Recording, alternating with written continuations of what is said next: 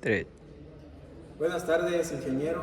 A continuación, nuestro grupo, conformado por César Núñez, Marco Pazmiño, Eric Núñez, John Chifla y mi persona, Franklin Toscano, vamos a explicar el proyecto que nos dejó a cargo sobre la mesa vibratoria. Como introducción, tenemos que el diseño y construcción de un sistema vibratorio para pruebas de estructuras en ingeniería tiene que ser una parte precisa y controlada. En este contexto se desarrolló un sistema que utiliza un motor paso a paso controlado por una Raspberry y un Arduino Uno para accionar un actuador lineal, permitiendo que se mueva esta mesa de manera precisa y vibratoria. Este sistema es utilizado para pruebas en estructuras de la cátedra de vibraciones o estructuras que cumplan una función dinámica que puede ser una estructura de tallarines. Como marco teórico tenemos la Raspberry Pi, que es un controlador preciso económico que nos sirve para controlar los movimientos del motor paso a paso. El motor paso a paso NEMA es el que da el movimiento rotatorio para que a través de este actuador lineal transforme el movimiento rotatorio en movimiento lineal preciso. Y aquí por último tenemos la mesa a la cual se transmite el movimiento lineal del actuador. Muchas gracias.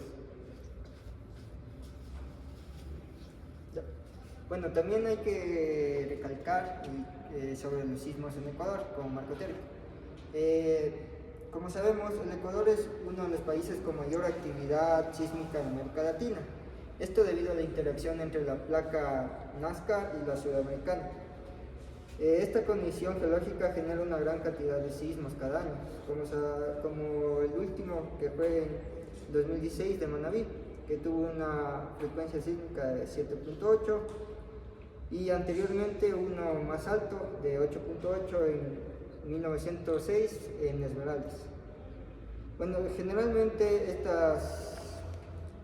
estos sismos anuales, la mayoría es entre 3.5 y 6.5. Lo que hace fundamental que la estructura, incluso prototipos como puentes de fideo, sean evaluados bajo las mismas condiciones o condiciones similares.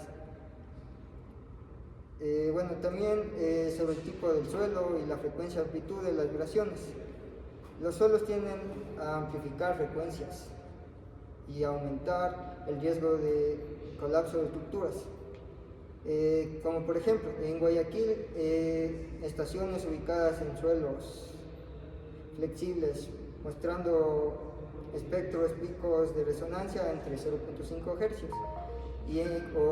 también en Cuenca. La relación horizontal-vertical indica que las zonas con ricaurte con suelos blandos amplían ondas horizontales, aumentando la respuesta sísmica a frecuencias bajas.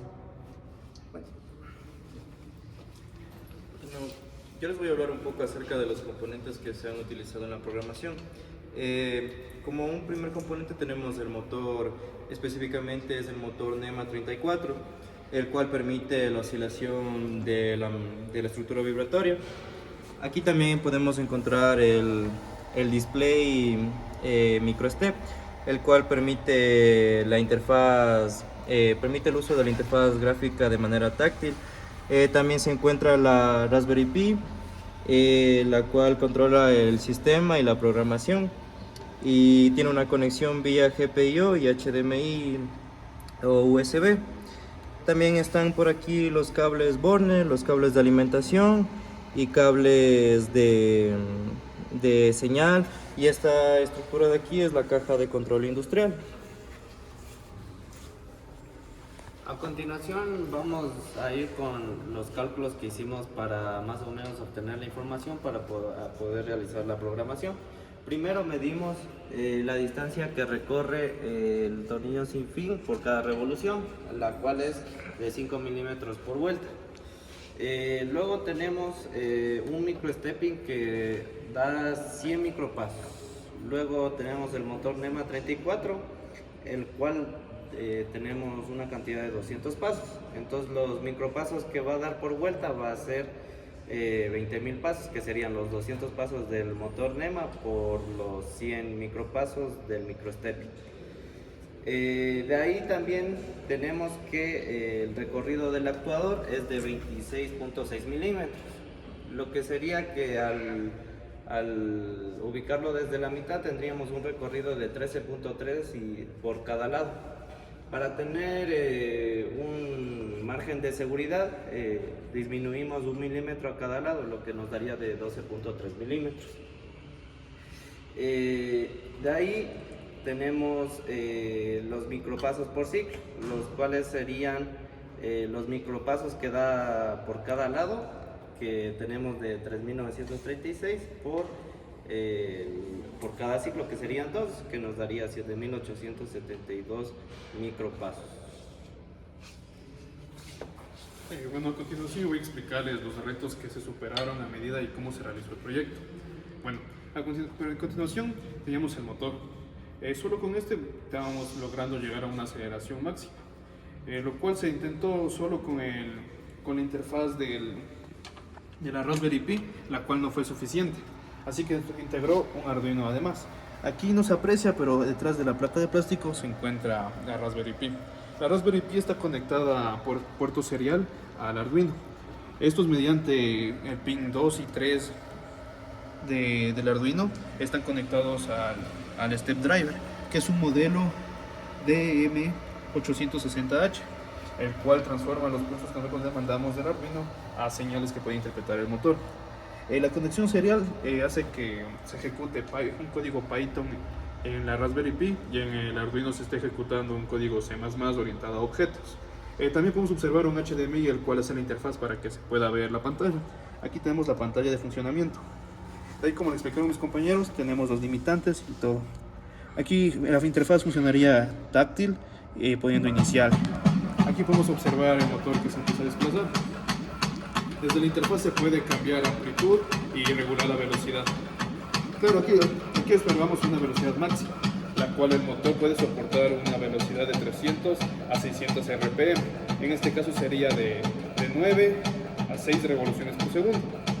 En este caso estamos cumpliendo con esas revoluciones. El motor también en vacío podría llegar a las 1500, pero eso es prácticamente imposible, pero en teoría se podría llegar, pero es imposible con lo que tenemos ahorita, con el hardware. Bueno, aquí, como ya observamos, también tenemos un regulador de voltaje, el que alimenta la placa, el step driver, y también alimenta el motor. Y aquí observamos un adaptador para alimentar la Raspberry Pi.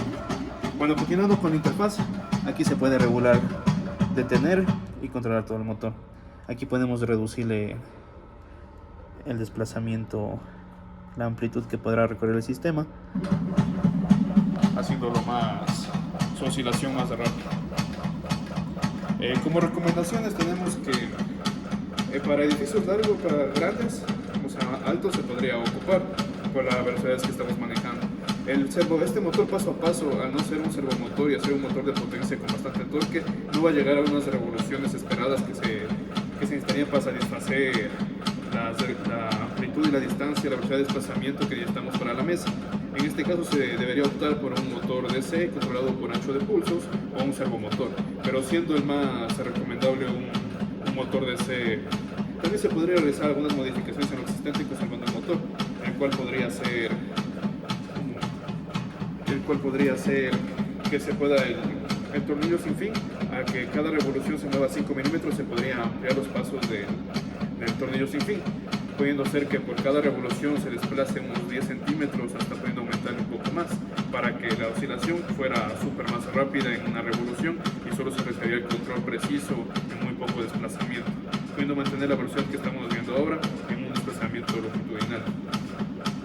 Otro punto podría ser adaptarle un acople de ampliación para que se amplíe las revoluciones del motor. Se podría poner un piñón más pequeño y para que este pueda girar a más revoluciones dirigido por el rotor. Y esas serían las recomendaciones y conclusiones que llegamos nuestro grupo desarrollando el sistema de control de esta mesa vibratoria. Gracias.